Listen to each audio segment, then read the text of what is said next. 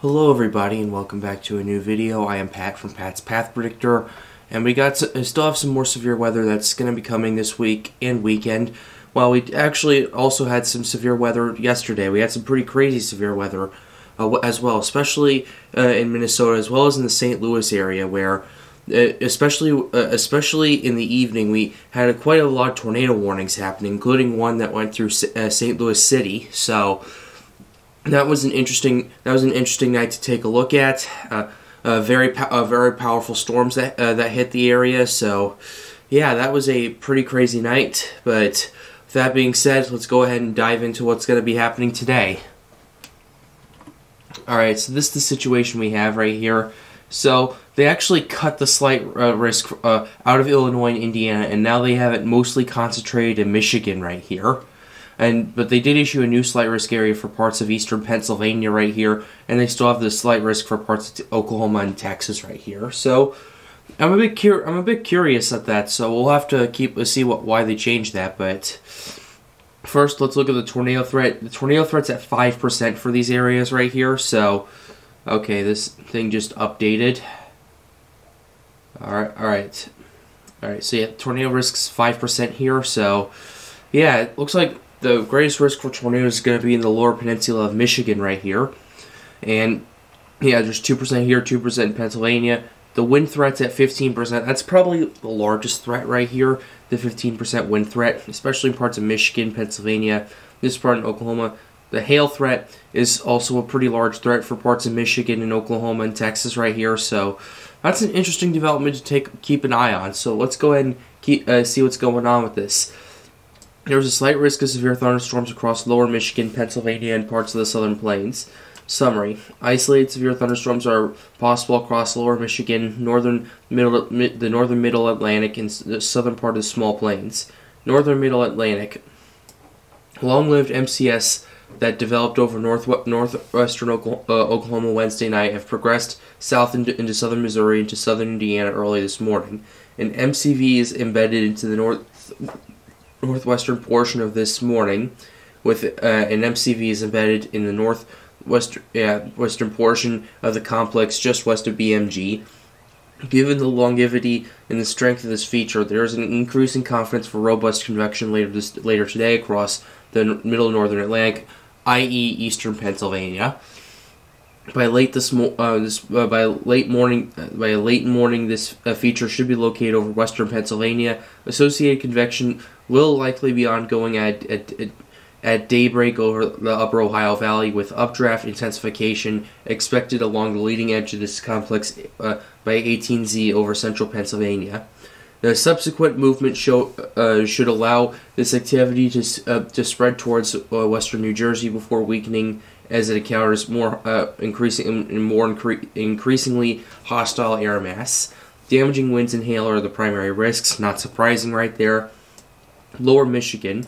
Seasonably strong belts of southwesterly flow aloft will extend across the central plains into the upper Great Lakes region as the primary upper trough holds further down to the west in the higher plains into the progression into the central Rockies. This regime will also allow for a eastward progression of the surface front, likely extending from the eastern upper peninsula of Michigan into northern Illinois by early afternoon. In the absence of meaningful height falls, boundary layer heating will prove instrumental in convective development later today. Latest model guidance suggests modest surface heating will be noted across lower Michigan ahead of the fronts. Forecast soundings suggest SINH will weaken across the eastern upper peninsula of Michigan to northeast Wisconsin by early afternoon, and scattered convection is expected to develop across this region first. Wind profiles favor supercells, and this activity should spread and develop into the east-northeast ahead of the cold front across the northern lower Michigan.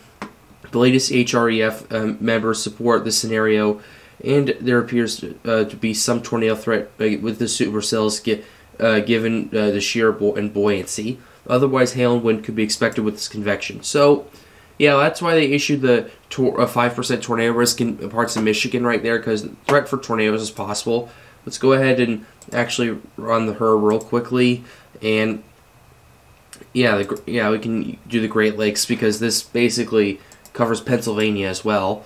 So this is basically what we're looking at. The Cape in parts of Michigan gets pretty impressive, actually. It gets up to over 3,500 in some areas. So that's a pretty impressive Cape that we have right here.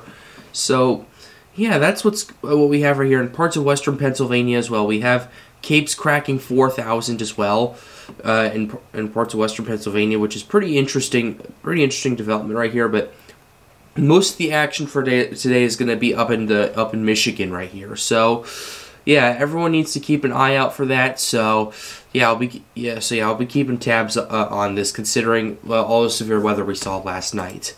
Now let's go ahead and go to the day 2 outlook. Now they've issued a slight risk for this part of Illinois and Indiana right here. We're gonna actually go figure out why they did. There's only 2% tornado risk. The wind threat's now 15% wind threat, and the hail threat's now 15% hail threat in these areas. So let's actually keep an eye out. Let's actually keep an eye out on this summary. A wind damage and isolated large hail threat is expected late Saturday afternoon to early evening over parts of central Illinois into northern Indiana. A marginal hail and wind damage threat will also be possible Saturday afternoon over portions of the southern plains, Ozarks, lower Ohio Valley, and the lower Great Lakes and northeast. Central Illinois and northern Indiana. An upper level trough will move eastward across the north central United States on Saturday, as southwest mid-level flow remains from the central plains to the Great Lakes. At the surface, a cold front will advance southward across the mid-Mississippi Valley and southern Great Lakes. By 21Z, the front is forecast to be positioned near Springfield, Missouri, northeastward to just south of Chicago. South of the front, surface dew points in the upper 60s to lower 70s will result in strong instability by the afternoon. Let's actually go ahead and take a look at that, and we'll actually move back to our Midwest sector right here. For this, we'll actually have to go back to the 6C for the HERF just to show you what's going on with that. And because the Cape by this area, by this point, in 18Z gets up to potentially 2,000 joules per kilogram in central Indiana. Parts of Indianapolis could see close to 3,000. So let's go ahead and use the.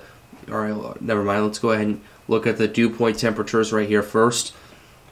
But yeah, we could see a small area of. We're seeing a pretty okay area of good moisture. Like we're seeing areas cracking just 70, as well as staying in the upper 60s. So that's pretty interesting development. Temperature right here.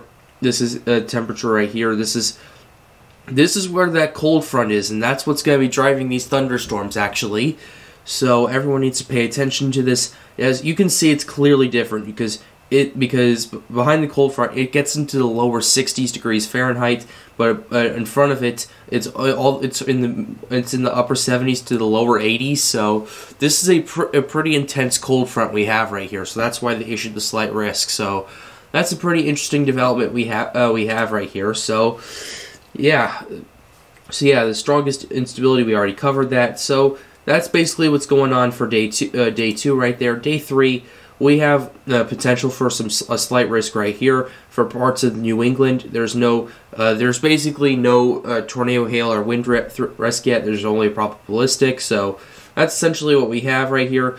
Actually, let's go ahead and take a look at some of the models as a matter of fact, just to understand what's going on. So let's go ahead and use this. Let's look at the Cape real quickly. This is for Saturday.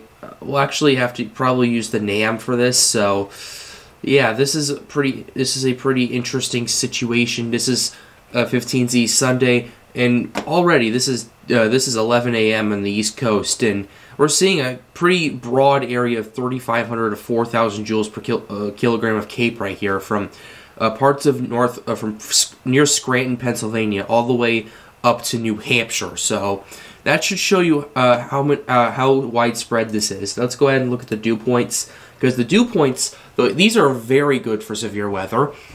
The dew points in parts of Vermont right here, in much of upstate New York, all the way close to New York City, actually, as well as through most of Connecticut, all of Rhode Island, most of Massachusetts, most New Hampshire as well is in the upper 70s, with some areas in the sorry, not in the upper 70s, the lower 70s. While some areas are in the upper 60s. So that's something we need to pay attention to as time goes on. And the temperatures are also good for severe weather. We're looking at temperatures of upper 70s to lower 80s. Perfect amount of moisture right there for some severe weather.